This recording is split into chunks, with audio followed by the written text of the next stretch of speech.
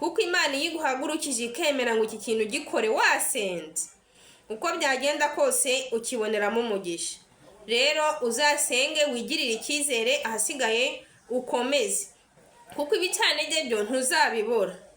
Ibyo uzakora ntabwo uzaza ngo ubikore ngo abantu bose bumve barabikunze.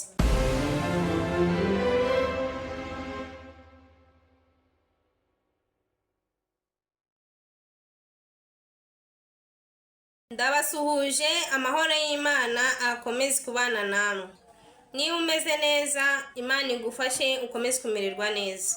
Niba utameze neza nabwo, Imana ikube hafi, Imana ikugenderere, ibitameze neza ibigenze neza. Hano ni ku nama za Queen 31. Niba uhageze bwa mbere nguhaye ikaze. Tunyuzaho ijambo ry'Imana, ubuhamya ndetse n'inama zubaka umuryango. Ukore subscribe rero kugira ngo tujye dukomeza kubana muri ibyo byose maze kukubwira. Niba uhasanzwe rero nawe nguhaye ikaze. Niba warakanze subscribe, ndagushimiye, Imana iguha umugisha. Akandi kantu gato rero nabisabira inshuti zanjye, mujye mugerageza murebe video muzirangize. Nureba video ukayirangiza hari byinshi bigufasha, nanjye hari byinshi bimfasha. Iyo urebye video ukayirangiza umenya uko ibintu byatangiye, ukamenya nuko byasoje. Kuko urugero iyo ufunguye video ukumva agace ka mbere konyine ka intro gatangira, ushobora gusanga uhise utwara ko ngako, ariko nyamara utamenye ngo isaka kavuzwe bigenze biti, se byarangiye biti, ukasanga wenda se ako wumvishe bwa mbere ntikagushimishije, warangiza ukitwarira ko ngako. Ariko iyo urebye video ukayirangiza umenya se iki cyavuzwe bigenze bite, byarangiye biti. Ibyo rero nicyo bigufasha. Utazamera nka wa wundi ufungura Bibiliya ugasanga akubitanye n'ijambo ati mukomoka kuri so Satani, ugasanga yijyaniye ako ngako, arakariye Bibiliya cyangwa atarakariye Imana. Ati ni gute itwita ko dukomoka kuri data Satani? Ugasanga biragucanze isomo ugiye uritekerezaho, kandi nyamara iyo uza gutangira ku murongo ubanza ukageza ku murongo uhera, wari gusobanukirwa neza ukamenya si isomo ryanditswe habaye iki, ryanditswe bigenze biti. Niyo mpamvu rero nkubwira nti ujye ureba video uyirangize. Imana ibaha umugisha. Uyu munsi rero tugiye kwigana ijambo rivuga ngo wicika intege mu byo uri kugerageza gukora. Hari byinshi umuntu atangira gukora agasanga ahuye n'ibicanege byinshi.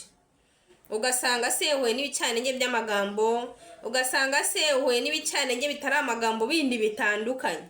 Ni byinshi ushobora gutangira ugahura n'ibicanege.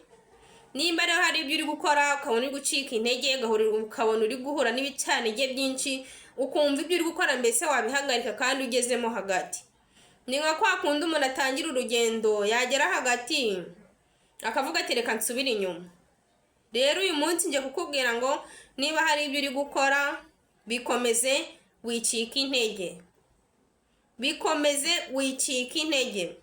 Bibiliya igenda itwereka bagiye batangira bagahura n'ibicanege byinshi, ariko abagize amahirwe yo gukomeza hari abo turi buze kubona baje kwitwa amazina akomeye, abandi bagera ku ntego zabo. Ushobora rero kuba ibyo uri gukora aka kanya ari ibyo Imana ishobora kubishaka gusohorezamo inzozi zawe. Bishobora kuba aribyo byazavamo inzozi zawe. Ubihagaritse rero ubwo wishe inzozi zawe ubundi. Niyo mpamvu rero nkubwira nti ukomeze ntucike intege. Ndakuraritse rero niba uri gucibwa intege se cyangwa se hari ibyo uri guhura nabyo biri kuguca intege mu byo uri gukora, ngwino tubane hano uri bwigiremo byinshi. Hano hari abantu benshi ndi bukwereke bari buze kukubera urugero rwo gukomeza. Isomo rya mbere dushobora kureba ugasangamo umuntu wakubera urugero rwo gukomeza mu byo uri gukora ni mu rwa mbere rwa Samweli igice cyaho cya 17. Dusangamo Dawidi na Goliyati. Abantu bose batinyaga Goliyati.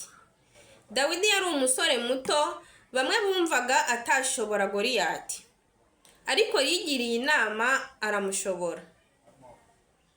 Imana yamubaye hafi. Icyambere yigiriye icyizere. Niba hari ibyo uri gukora wigirire icyizere wowe ubwawe, wumve ko ubishoboye.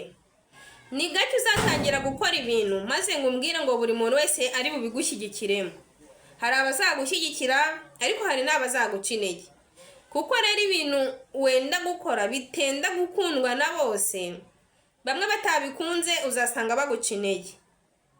Wowe rero uzakomeze wihe icyizere, ikindi ubisengere, kuko Imana iyo iguhagurukije ikemera ngo iki kintu gikore wasenze, uko byagenda kose ukiboneramo umugisha.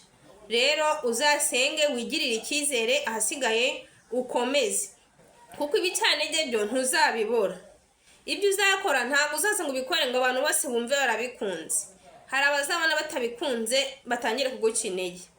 Rero uzibakemo icyizere, umere nka Dawidi watinyutse Goliyati kandi warabahagarikanaga bahagarara hamwe ukabona ni nk'umwana na se. Ariko Dawidi aratinyuka, biza kurangira atahukanye intsinzi. Abantu bashobora kubona intege nke zawe, ariko aho babonera intege nke zawe niho Imana ibonera imbaraga zawe. Niyo mpamvu rero nkubwira niba ubona uri mu murongo mwiza, uri kugendana n'Imana ntacyo uri kuyigomeraho, komeza. Imana iri kubona imbaraga zawe. Umuntu wa kabiri watubera urugero twareberaho kugira ngo ukomeze ni Yozefu. Wasoma mu Itangiriro 37. Bene se baramwangaga, bagera naho bamugurisha nk'umucakara. Benshi batekerezaga ko ubuzima bwe burangiye, ariko nyuma yabaye umwe mu bategetsi bakomeye muri Isiraheli. Iri somo sinzi niba ubyumvishe neza. Baramugurishije, abantu bamwe babona ko ibyiwe birangiye. Ushobora rero kubona hari ibyo uri gukora, abantu bakabona ubuzima bwawe bwakurangiriyeho, ariko ukomeze. Ibi rero icyo bivuze, icyo abantu bari kukwangisha baguca intege, Imana ishobora kugihindura umugisha wawe. Ibyo uri gukora abantu bari kukwangisha baguca intege bakubwira ati bisi ibyawe, Imana ishobora kubihindura umugisha wawe. Komeza rero. Hari igihe rero nawe ubwawe ugeraho noneho ukumva ucitse intege, ukavuga ati ariko nyamara ibyo bari kuvuga menya ari byo. Hari undi muntu rero wakubera urugero. Uwo nguwo rero nta wundi ni Gideyoni. Waza gusoma mu Bacamanza 6. Gideyoni yageze aho abona nawe abona ko adashoboye. Yareba akabona aturuka mu muryango uciriritse, yareba akabona mbese nawe ubwe ntashoboye.